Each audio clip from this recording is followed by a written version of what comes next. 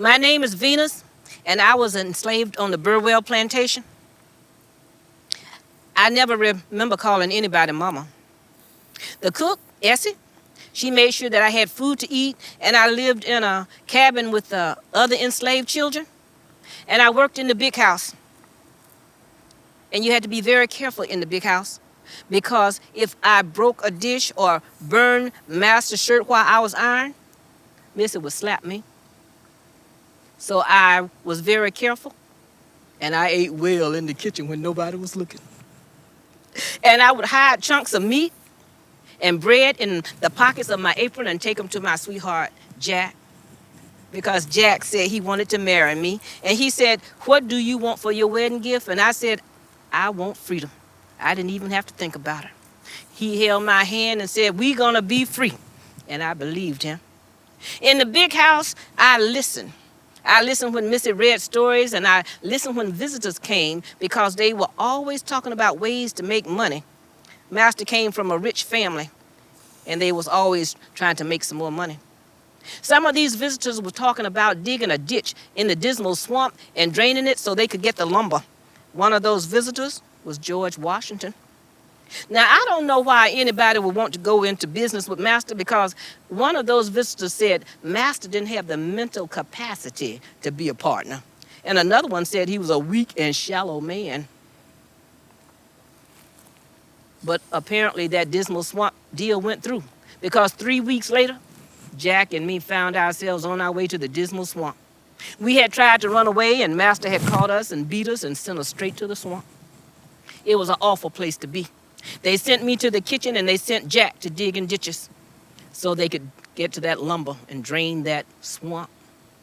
It was hard work, but they didn't care.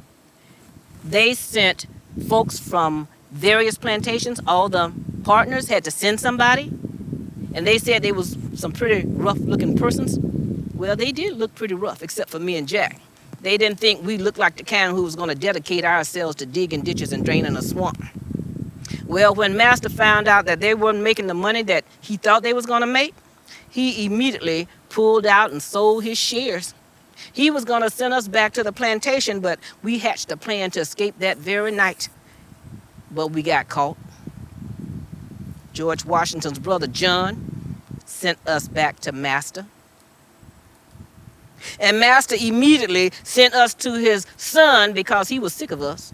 And then we escaped from him because we was trying to disguise ourselves, look like two old men walking across the fields, but the patty rollers got us anyway. And then that son sent us to a cousin, and the cousin got sick of us because we tried to run there, and they sent us back to Master. And when I got back, I found out that I was pregnant, and I said, "Jack, we cannot have a child, not here. I want my child to be free. I want my child to know how to read." And Jack says, "We will be free." We were waiting on the night when there was no moon, and he grabbed my hand and we ran. And we ran to the deepest, darkest part of that swamp, because when Jack was digging ditches, he found that there were native Indians living in the swamp along with escaped black folks like us, and they had a community. They were thriving. And we ran, and when we got to the deepest part of the swamp, they welcomed us, and they lived well because they were living free.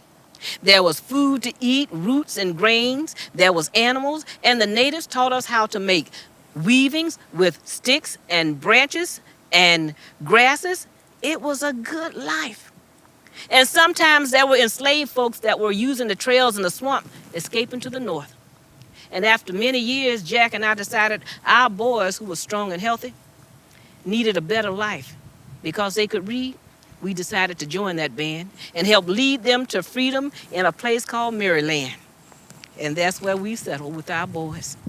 When we got there, we realized we were a bit of celebrity because folks had read about us, because Master Burwell had put ads in the paper trying to find us, offered 40 shillings each, but they never found us. 5 years later, they sent and put in another ad, but they didn't catch us.